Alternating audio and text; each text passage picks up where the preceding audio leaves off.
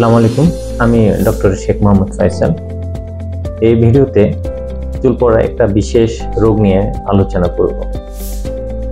আমরা medical term এটা alopecia areata বলি, তবে অনেকে এটা পোকা খাওয়া বা তেলা পোকা খাওয়া বলে।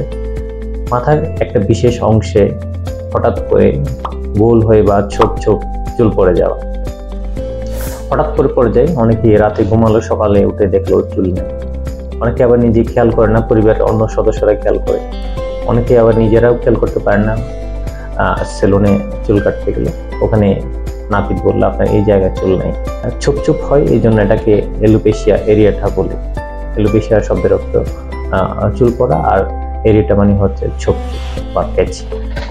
এই রোগটা একটা অটোইমিউন রোগ। শরীরের নিজের ডিফেন্স, নিজের হেয়ার ফলিকলকে ফরেন মনে করে রিজেক্ট করে দেয়। আসলে এটা কোনো পোকা খাওয়া না, এটা একটা বৈজ্ঞানিক ভিত্তি হচ্ছে। এটা একটা অটোইমিউন রোগ। এই রোগের সাথে অন্যান্য অটোইমিউন রোগগুলো হতে পারে, যেমন হচ্ছে ভিটিলিগো বা থাইরয়েডের সমস্যা। এইসব রোগ এসোসিয়েটেড থাকতে পারে। পুরুষ, মহিলা, শিশু সবাই এই রোগে আক্রান্ত হতে পারে, তবে শিশুদের একটু বেশি এই রোগের সম্ভাবনা থাকে। এই রোগ নির্ণয়ের জন্য সাধারণত আমরা রোগের হিস্ট্রি এবং স্কাল এক্সামিনেশন করে অনেক সময় নির্ণয় করি, তবে অনেক সময় ট্রাইকোস্কোপি বা ডার্মোস্কোপি করে এই রোগ সহজে নির্ণয় করা যায়।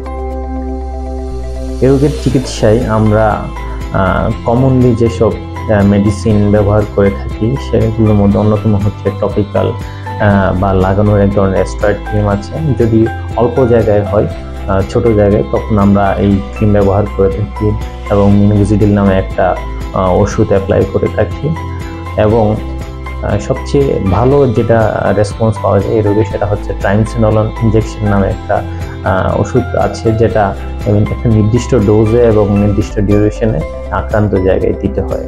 এসব চিকিৎসা হচ্ছে যদি আক্রান্ত জায়গাগুলি একটা নির্দিষ্ট পরিমাণে হয়, ছোট জায়গায় থাকে।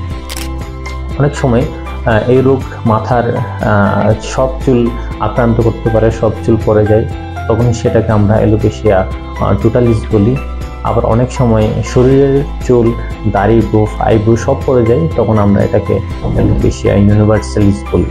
তখন আমাদের খাবারের বিভিন্ন ধরনের ওষুধ দিতে হয়। তার মধ্যে অন্যতম হচ্ছে খাবারের বিভিন্ন ধরনের বায়োলজিক্স পাওয়া যায়, টোফাসিটিনিব, বারেসিটিনিব নামে এইসব বাজার পাওয়া যায়। সেইসব ওষুধ এই রোগের চিকিৎসায় খুব ভালো একটা রেজাল্ট নিয়ে আসছে। সো এই রোগে আক্রান্ত হলে অনেকে আমরা বিভিন্ন ধরনের ব্লাড লাগিয়ে থাকি, বিভিন্ন ধরনের হার্বাল মেডিসিন, পেঁয়াজের রস লাগিয়ে থাকি।